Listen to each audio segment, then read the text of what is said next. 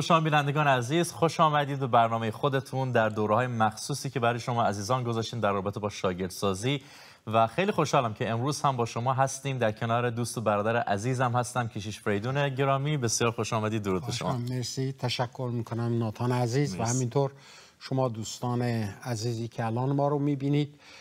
چقدر خوشحال هستم که الان همراه برادر عزیزم ناتان در خدمت شما هستیم و میتونیم در مورد این مسئله مهم با هم صحبت کنیم، تبادل نظر کنیم که لااقل اگر نمیتونیم مسئله رو حل کنیم دریچه‌های تازه‌ای رو به وجود بیاریم که از اونها بتونیم به مطلب نگاه کنیم. خدا رو شکر. مرسی، واقعا خدا رو شکر برای وجودتون. و دوستان همونطور که میدونید داریم در رابطه با اهمیت شاگردسازی با هم دیگه صحبت میکنیم و واقعا الگویی که عیسی مسیح از این طریق برای ما داره آشکار میکنه از طریق کلام مقدسش که واقعا چطور باید این خدمت شاگردسازی رو انجام داد. و امروز برادر فریدون عزیز میخوام در رابطه با مدل شاگردسازی که عیسی مسیح به ما میده که چطور از چه طریقی ما مخصوصا خادمین باید پیش بریم که بتونیم شاگردان بسازیم برای خدا. واقعا من خدا رو شکر میکنم که ما 4 انجیل رو داریم، برخلاف بعضی از افراد که میگن که اگر یه انجیل میداشتیم بهتر میبود. اتفاقا خوبه که 4 انجیل رو داریم، برای اینکه هر کدوم از این اناجیل اومدن نقطه تاکیدشون روی مطلب به خصوصی قرار دادن. انجیل خب مسلما متی انجیل تعالیم عیسی مسیح، یعنی که اگه میخوایم در مورد تعالیم عیسی مسیح بدونیم به شکل زیاد و بسیط و عمیق، قاعدتاً باید بریم انجیل متی. انجیل مرقس انجیل اعمال مسیحه.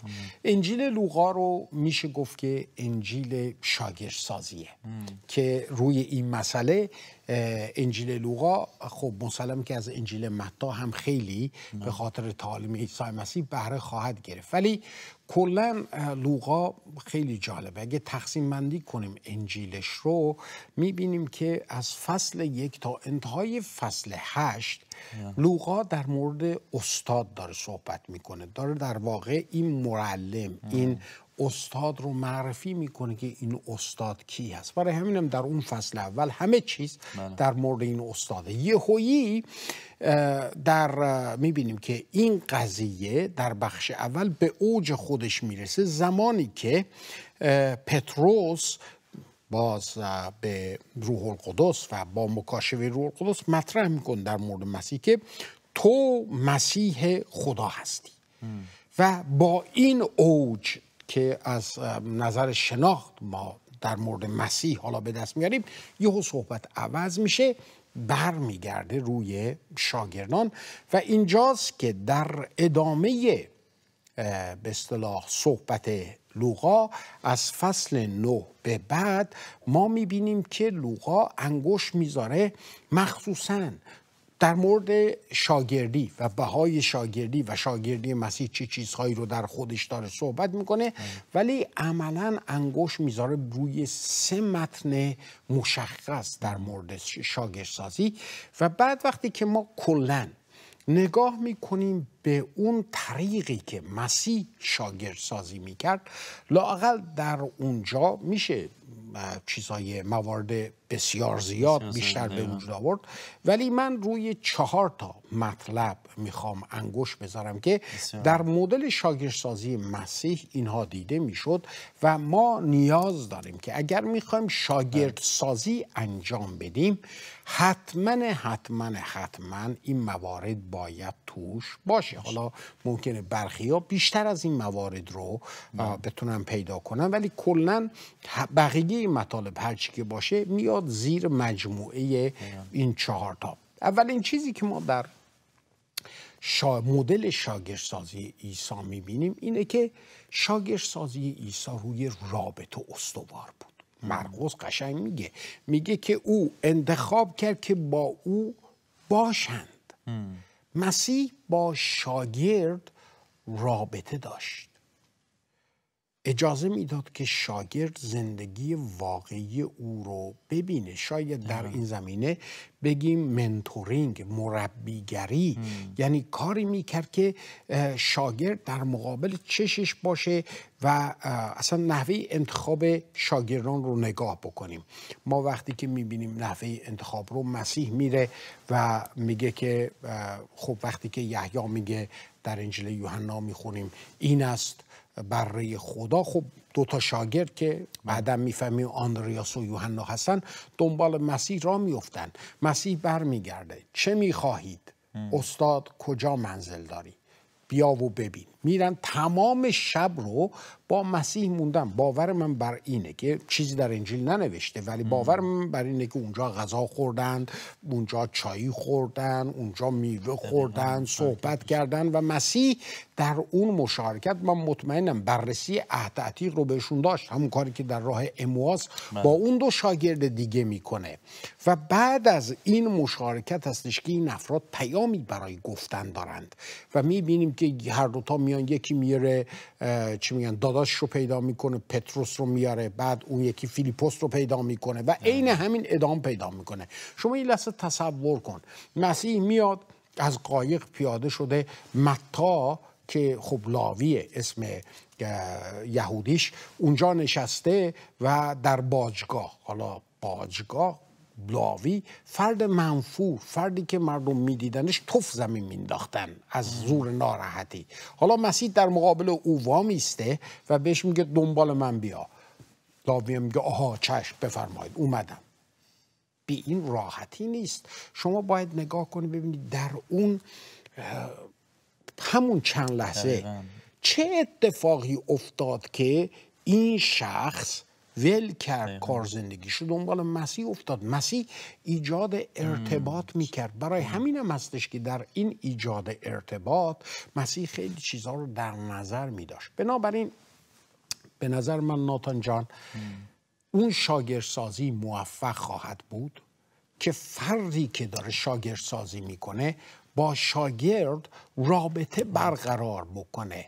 این نیستش که آقا میدون چیه، زندگی من حریم خصوصی منه، به تو ربطی نداره، تو بیا و من هر چی که میگم نوت فردار و اینها درس توه، فردا میام امتحان میگیرم جوابای درست رو بدی بفرما شما هم الان شدی چی میگن یه استاد. از این حرفا نیست. پس قبل از اینکه من و شما هم خدمت باشیم در واقع میتونیم اینطور بگیم که باید اول دوست باشیم، واقعا رابطه صمیمی داشته باشیم. 100%. ببینید وقتی که ما میخوایم یکی رو بسازیم قاعدتاً باید بهش این فرصت رو بدیم که زندگی ما رو ببینه. ما از این میترسیم، میگم اگر بیاد ببینه من چه ضعفی دارم. اتفاقاً باید بذاریم ضعف ما رو ببینه، از خودمون سوپرمن نسازیم براش. جوری میشه که ما میایم یک سوپرمن روحانی از خودمون میسازیم و بعد این میشه یه ماسک و برای اینکه میترسیم که مبادا این ماسک فرو بریزه میترسیم طرف زندگی ما رو ببینه. این غلطه. اگر من بخوام شاگرد سازی بکنم باید مطمئن بشم که خودم شاگرد مسیحم. گفتیم چه جوریه وقتی یک نفر شاگرده تا آخر عمر شاگرده. پولس مطمئن بود که شاگرد عیسی مسیح، برای همین خیلی قشنگ میتونست واسطه و بگه آقا جان شما از من مدل بردارید و خیالتون راحت باشه این مدل که از من بردار انگاری که مدل از مسیح برمی‌داره، برای اینکه من خودم مدل از مسیح برمی‌دارم. پولس ضعف داشت ولی اجازه میداد که حتی ضعفاش هم مردم ببینن و ببینن که این با ضعفاش چجوری برخورد میکنه. به نظر من یک فردی که شاگرده از دیدن عکس‌العمل‌هایی که استاد در مقابل ضعف‌هاش داره، طریق‌هایی که با اونها مبارزه میکنه، حتی طریق‌هایی که در اونها شکست میخوره خیلی یاد میگیره. و ما این فرصت رو اگه میخوایم شاگردسازی رو آکادمیک بکنیم، سرکلاسیش بکنیم، از مردم میگیریم و مردم شاگرد نمیشن. مردم صرفاً یک تصوری از خودشون بر اساس اطلاعات ذهنیشون از خودشون خواهند داشت و همه‌اش هم در این ترس خواهد موند که مبادا کسی بفهمه که من حقیقتا اینطور نیستم. یعنی شخصیت ساخته نمیشه، در حالی که در شاگردسازی مسیح ما میبینیم مسیح دنبال شخصیته و اینو از طریق ایجاد رابطه انجام میده. برمیگرده به پتروس میگه ها تو کیفا هستی ولی تو پتروس خواهی شد. چرا؟ برای اینکه در اثر این رابطه ای که من و تو با هم دیگه داریم، تلاش من بر این هستش که تو تبدیل به پتروس بشی، از نظر شخصیتی مثل صخره سنگ محکم بشی. الان متزلزلی، الان عجولی، چی میگن، فکر نکرده دهن باز میکنی حرف میزنی که بارها دیدیم چطور خودش رو به هچل انداخت. اینه که مسیح در مردم هم ضعف‌هاشون رو میدید و همون قابلیتی رو که میتونه در اثر این رابطه اونها رو از نقطه B بیاره به نقطه، از نقطه A بیاره به نقطه B. برای همینم شاگردسازی درست شاگردسازیه که روی ایجاد رابطه استواره. یه سوال اینجا ایجاد میشه کشیش فریدون عزیز که آیا ایجاد این رابطه صمیمی، آیا صرفاً این صمیمیت باید با همه اعضا باشه یا نه؟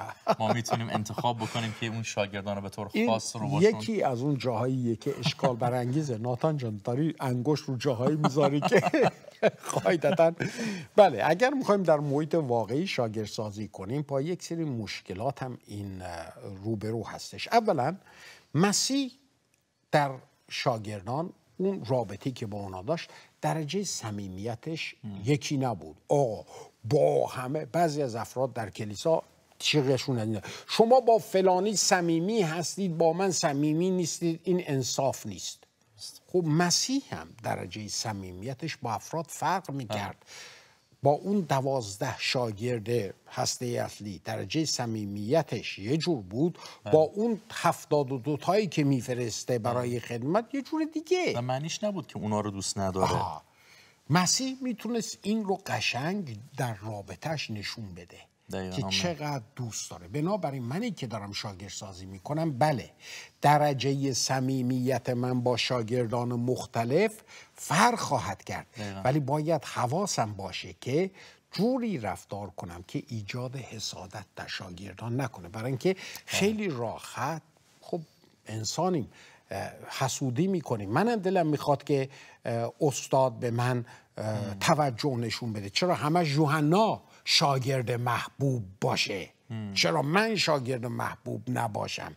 اینه که این مسائل هستش که در شاگردسازی زمانی که ما بر اساس رابطه میخوایم بریم جلو و مسلمه که رابطه درجه صمیمیت مختلف داره، این کار باعث خواهد شد که یک عده نسبت به این قضیه در خودشون ناآرامی داشته باشن. اینه که خدا حکمت بده که ما بتونیم که واقعا این رو به شکل درست عمل کنیم. ولی واقعیت اینه که مسیح صمیمیتش با افراد مختلف درجات مختلف داشت. و خیلی قشنگه برای فریدون عزیز. من فکر می‌کنم مسیح این الگو رو داد و یه جورایی خواست حتی در شام آخر که شاگردا داشتن فکر می‌کردن حالا من دست راست مسیح خواهم بود، دست چپش تو خواهی بود یا من بودم، و مسیح چیکار میکنه؟ میاد متوجه میشه که من حالا اینو تو انجیل ننوشته ولی من پیش خودم فکر می‌کنم که شاید مسیح اون موقع داشت فکر می‌کرد که من دارم میخوام چی بگم، اینا دارن به چی فکر می‌کنن، و بعد دستمال به کنار می‌بنده و پای شاگردا رو میشوره. یه جورایی به نظر من به خاطر که این رو بشکنه که تمرکز تصویر بزرگ رو ببینیم. ما اینجا هستیم که خدمت بکنیم و خادم باشیم. واقعا اگه اینجوری هر کس فکر بکنه به نظر من اون حسادت‌ها پیش نخواهد اومد. بله نخواهد بود، ولی در عین حال پیش میاد. ببینید در درس رهبری مسیحی این یکی از عناصریه که باید بهش دقت کنیم. جاه طلبی چیز بدی نیست. لااقل اونطور که در مسیح میبینیم. اونجا مسیح وقتی که میگن بسیار ننه یعقوب میاد پیش مسیح میگه استاد حالا وقتی که داری میای این یعقوبی ما دست راست اون یوحنایی ما دست چپت بشینه، مسیح بر نمیگرده بگه خجالت بکشتن، هی یوحنا، هی یعقوب خجالت نمیکشید، اصلا این حرفو نمیزنه. مسیح جاه طلبی به این شکل رو غلط نمیدونه، به شرطی که جاه طلبی بر اساس مسیر درستش باشه، با نیت درست، با نیت درست، و بعد در چارچوب درستش قرار میده. مسیح میگه خوبه این جاه طلبی رو داشته باشید ولی بذار بهتون بگم که چجوریه. اولا آیا از آن پیاله‌ای که من خواهم خورد خواهید نوشید؟ بعد یه مسیح خوب آینده رو میبینه دیگه، میگه آره خیلی خوب خواهید نوشید، اینجا رو چیز نکنید، شلوغش نکنید، فاین، فقط من که آقا و استاد شما هستم این دارم چیکار میکنم، این مدل. بله. اینه که مسیح مدلی رو میذاره که این توجه، این جواب طلبی، مسیر و هدفش چی بشه؟ عوض بشه. بنابراین در شاگردسازی، اینم بخشی از شاگردسازی دیگه، به نظر من شاگردسازی آن بنیاد مهمی هست که باید وجود داشته باشه که بعدن که خادم سازی میاد، خادم سازی یعنی اینکه تو میخوای فرد رو کمک کنی که بر اساس عطایی که از خدا داره عطاشو بشناسه و عطاشو به شکل درست به کار بگیره. باید طرف شاگرد باشه که بتونی این رو روش کار کنی، پیاده کنی. بدون اون این یکی زن بی معنیه. بنابراین من هسته اصلی و خیلی مهم رو میذارم روی شاگرد، برای اینکه خیلی ها رو در بر میگیره، همه کلیسا رو در بر میگیره، تا اینکه فقط یه عده خاصی رو که صاحب عطا هستن و برای اون واقعا داره مسیح شاگردسازی میکنه. میگه پولس چی میگه؟ میگه وقتی که میخواید رهبر انتخاب کنید، خب این صفات درشون باشه. این رهبران از کجا انتخاب میشن؟ از کره مریخ؟ نه، از خود همین کلیسا. یعنی اینکه کلیسا باید این صفات رو داشته باشه که از بین اونا بیان بگن ها مثلا ناتان تو داری، برادر فریدون هم داره، ولی برادر فریدون مشغوله، وقت نداره، ولی تو وقت داری، پس تو رو انتخاب میکنیم. یعنی همه افراد کلیسا باید این صفات رو داشته باشن که بشه از بینشون انتخاب کرد. برای همین هم هستش که شاگردسازی در واقع یک جوری شخصیت سازی میکنه با اون صفاتی که پولس در اول تیموتائوس 3 و تیتوس 1 داره مطرح میکنه در مورد شخصیت فرد خادم. این شخصیت در شاگردسازی هستش که ساخته میشه و این چیزی هستش که ما باید بهش دقت کنیم که البته ما رو خواهد برد به مورد دوم در واقع از مدلی که مسیح داره. 100%. چقدر زیبا گفتیم. قبل از اینکه در مورد دوم بگیم، اگر من و شما به عنوان خادمین به این نکته دقت بکنیم که فردی که وارد کلیسا میشه با این دید بهش نگاه بکنیم که این پتانسیل رو داره که خودش واقعا حالا هر کاری، نه فقط موعظه و تعلیم، هر کاری که هر عطایی که خدا بهش داده، هر به قول شما هر خواندگی که واقعا داره، ما به عنوان خادم وظیفه‌مون این باشه که بتونیم اون شخص رو به اون سمت هدایت بکنیم.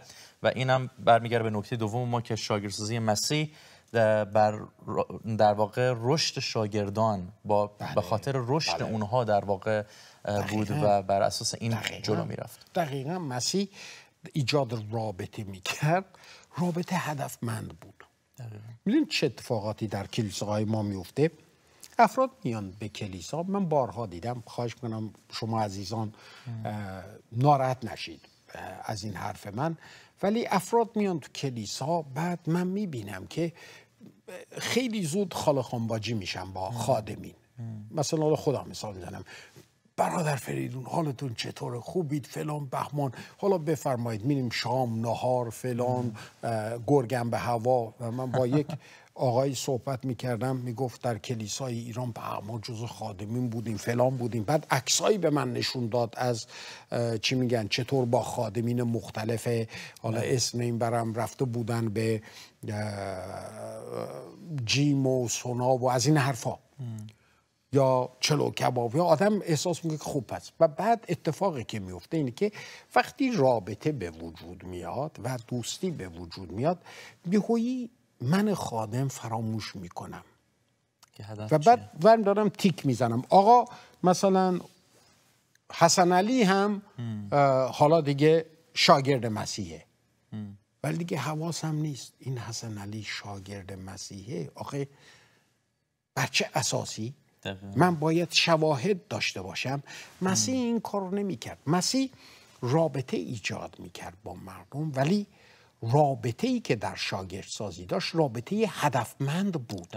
هدف مسیح دائم این بود که این شاگرد رو کمک کنه که در مسیر شاگردی نه فقط از لحاظ بینشش، جهانبینیش، نگرشش به مسائل عوض بشه، بلکه از لحاظ شخصیتی هم این شخص عوض بشه. صرفا حالا دیگه با هم رابطه داشته باشیم، رابطه داشته باشیم، فایده ای نداره. کلام خدا میگه رابطه ما با خدا و پسرش عیسی مسیح، هر مشارکتی که ما با هم دیگه داریم بر اساس مشارکتی است که با مسیح داریم. برای همینم اگر شاگردسازی میکنیم باید این خطر رو در نظر داشته باشیم که با یک نفر که صمیمی میشیم به این معنی نیستش که دیگه به قول معروف بیخیال بشیم و خودمون رو با هاللویاها و نمیدونم آمینهاش خام کنیم. نه، ما باید دائم طرف رو ببینیم آیا ما هدفی که براش داریم که در عرض این 3 سال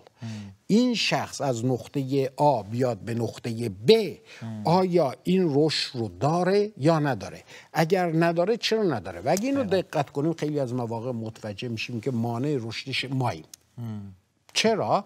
برای اینکه رابطه رو ایجاد کردیم ولی رابطه هدفمند نیست. صرفا رابطه است. میریم آبگوش میخوریم، سینما میریم، گرگم به هوا، پیکنیک، رفت آمد خانوادگی، اله بله. و در این راستا در یک جایی یادم میره که اصلا این مشارکت برای چی هستش و خیلی از مواقع رو در وایسی گیر میکنیم. ببینیم طرف داره اشتباه میکنه ولی دیگه با هم رفیقیم. با هم رفیقیم دیگه، من چی بهش بگم؟ دقیقا. و طرف هم که رفیق میشه دیگه یادش میره که ما اتوریته داریم روش، برای اینکه خال خانباجی هستیم دیگه. و اتفاقی که میفته اینه که فردا خود ماها رو هم باور نخواهد کرد یا قبولمون نخواهد داشت. در رابطه‌ای که مسیح با شاگردان داشت ما هیچ وقت نمیبینیم که مسیح تحت تاثیر ما. یه نمونه بارزش پتروس،